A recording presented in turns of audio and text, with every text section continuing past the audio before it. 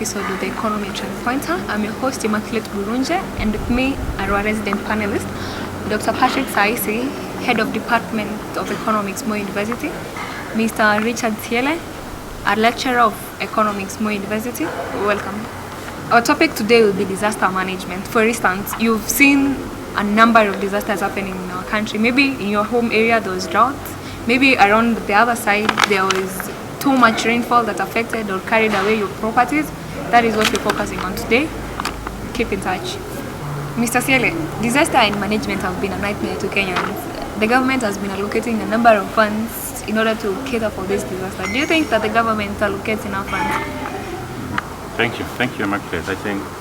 Thank you for that question, and I think the question is very relevant in the sense that in disaster management, I want to put in perspective what is this disaster we are talking about.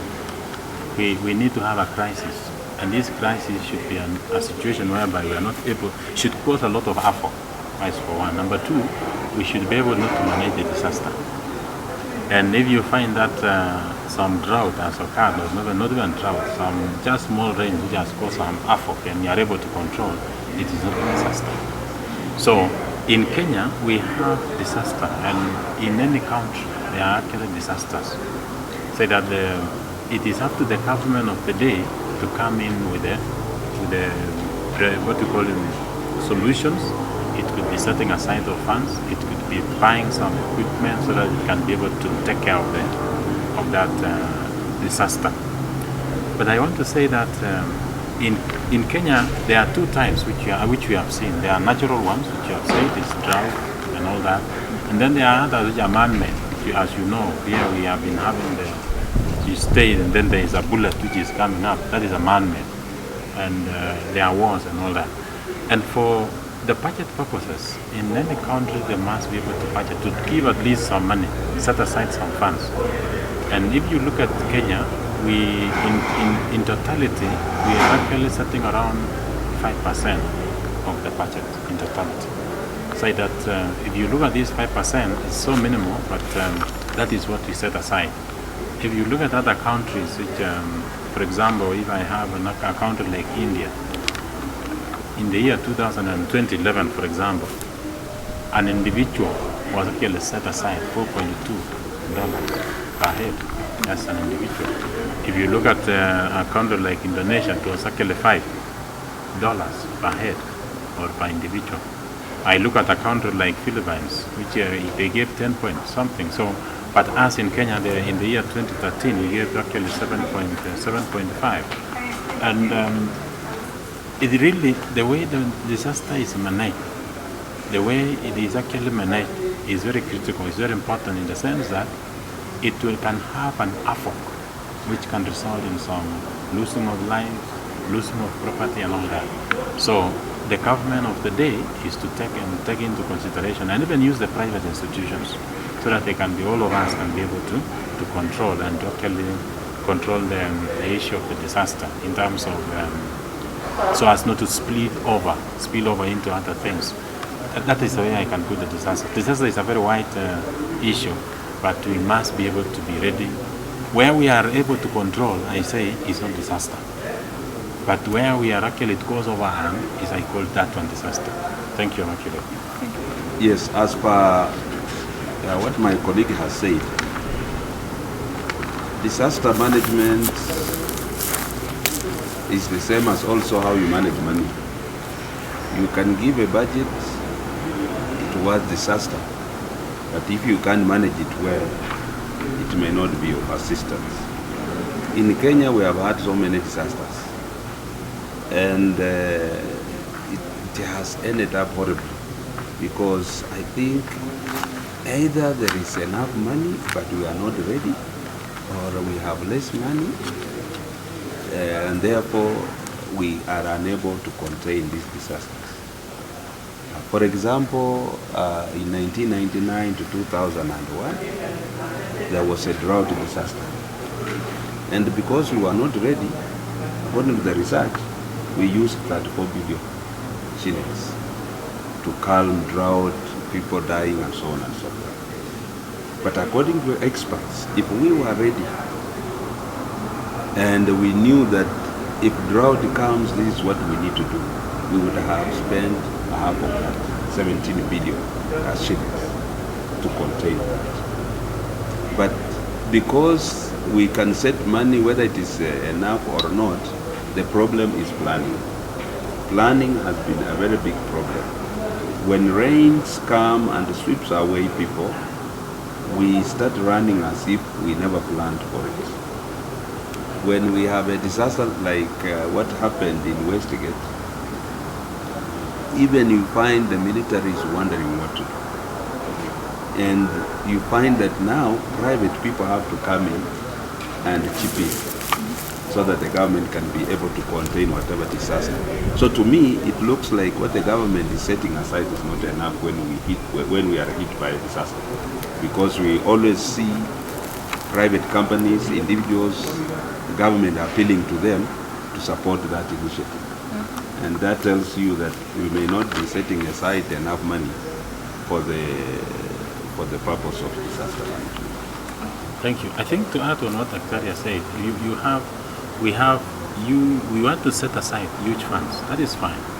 And if you look at the way disaster is managed, you need to have the human people, the people in that, the capacity building, I may say, we need to build that. Number two, we need to have public awareness of really what is how can we be able to control, how are we able to evade whatever, so that we cannot be able to find people just where there is disaster and they are doing just the opposite of what is required to be done.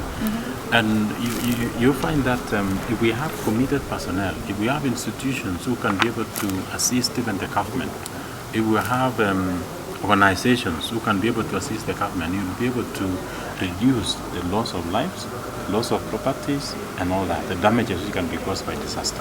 Thank you. Mr. Sile has just spoken about public awareness. And Dr. Saisi, in your opinion, don't you think that Kenya uses a lot of money to mitigate the effects of disasters without proper precaution? Like, for example, during the El Nino rains, Budalangi in Busia County, this is an area that is so much affected by rain, heavy rainfall. And there was money set aside for the El Nino floods, which we didn't save any precautions. Yeah, I think what I can say is that there are two things when it comes to disaster management. It is either the government and we citizens. For example, when we take the example of Budalangi, you know, it was, for me, I cannot blame the government because it was in the newspapers. And every year it's a perennial problem. And people in Budalangi and other lower areas of Aero and others, they know that the areas have problems when we have heavy rains. But still, after the rains subsides and it goes, these people come back and settle as if the problem has been solved. So to me, I cannot really blame the government about awareness. These people are aware because year in, year out, they have this problem. And still, they continue being there. What I can say is that the government needs to know and understand the habits of Kenyans. They know that Kenyans, some of them, even if they are told rain is coming, they don't take precautionary measures. So what they need to do is to just go ahead and mitigate. One, by forcing those people to get out of the place where there will be a lot of rain, and then settling them away from that place permanently, rather than they remove them when there are rains and then they come back again. Or else they need to come up with a way of draining that water away so that people are not disturbed with the rains. That's what I can say. But basically, money can be there, but if people cannot listen to what the government is saying, it may not be easy for the government to mitigate that. Mr. Sele, we've seen these vulnerable areas like Budalangi, we've seen the Nairobi road floods. Is there any way that we can help these cyclic disasters to turn into benefits as an economist? Thank you, Immaculate. One, before I answer that, I think I must add what Dad is saying. that people don't take precaution. Then when in the Bible we are told about Noah was building the ark, telling the people before itakuja, but they did not believe. Anyway, so in reality, disasters you can change and convert and have some economic usefulness of the same. For example, if that rains, which is raining into the land, I'm sure that place becomes dry some other time.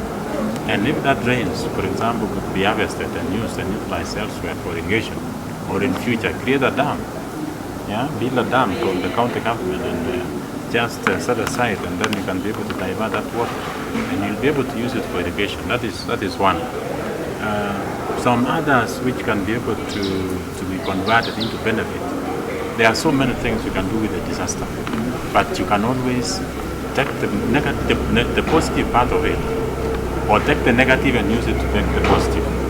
And you will find that, for example, if you have, I could call it a drought or whatever, let us use the rains. Rains is the best one, which you will easily convert into usefulness. You'll even find those individuals, if they use that water, they'll have more valuable, and they can be selling things during the dry seasons and fetching higher prices, So the Wananchis can be able to utilize that. Thank you. I think there are so many ways we can economically turn a disaster into something that can help the community. If we look, for example, the drought aspect,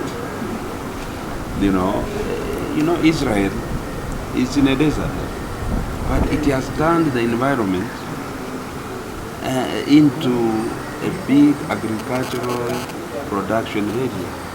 Until even the other day, our president went there to see how they are turning a desert into agricultural production. For example, this perennial West Pokot to Turkana, where we have problem of hunger because of drought and so on. We need to find a way, because there we have rivers, some rivers. We can have boreholes drilled that can be used to irrigate land so that they can be able to produce enough food for themselves, rather than just having livestock. And therefore, if we see there is drought, then we say, okay, can we be able to drill water? And then can we be able to use that water for irrigation purposes so that we can produce food for the community? Yes, we can.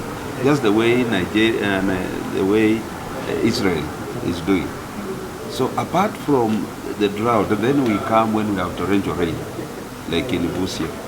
Busia is just like Holland, the Netherlands. When you go to Netherlands, it used to have a problem of floods. But technically, they came, there was drainage, and then when it rains, water goes through that drainage into the dams that they have, and the people have houses which are a little bit upper, a little bit higher than the ground. And they are living there, we don't hear people are dying. So the same technology needs to be applied in torrential rain areas like Busia and Ahero, so that every time when it is raining, these houses should be a little bit higher. They are built higher so that water can go through into a dam that will have been built. Yeah. We can use that, so on and so on. There are many things that can be used to turn that to positive use. Gentlemen, before we go for a break in a minute's time, will you comment about the money allocated for El Nino? Specifically, we have Wasingishu, which budgeted for 200 million, Turkana County, which budgeted for 800 million, and Nandi County, which budgeted for 500 million. Say something in a minute's time. I think it depends with what they want to do with the money. But we know there are areas like Wasingishu that this disaster to do with El Nino, it may not be a problem, because this is a place where that normally gets rain every time. And with the activities that they have said, I don't know what they are, but some areas need to have less money towards that. But even if they do that, I hope they will use it for other things apart from only El rain. Sensitization of people, the drainage pattern of when water comes, how it can be drained away.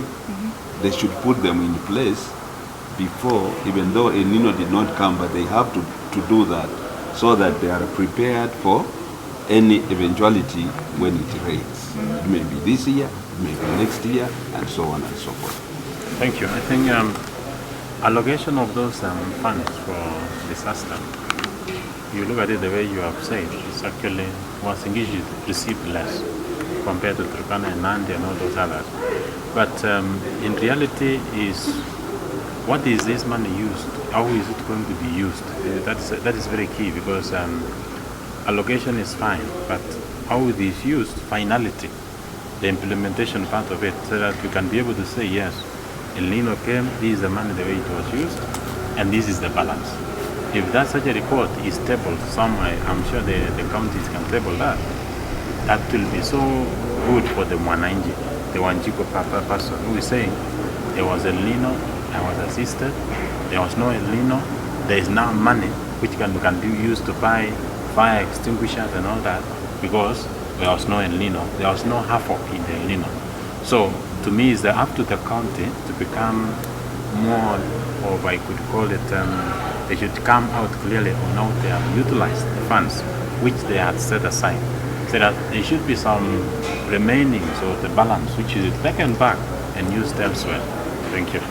We are going on a short break. Don't forget our topic today is disaster management. Stay tuned, we are coming on with this and much more.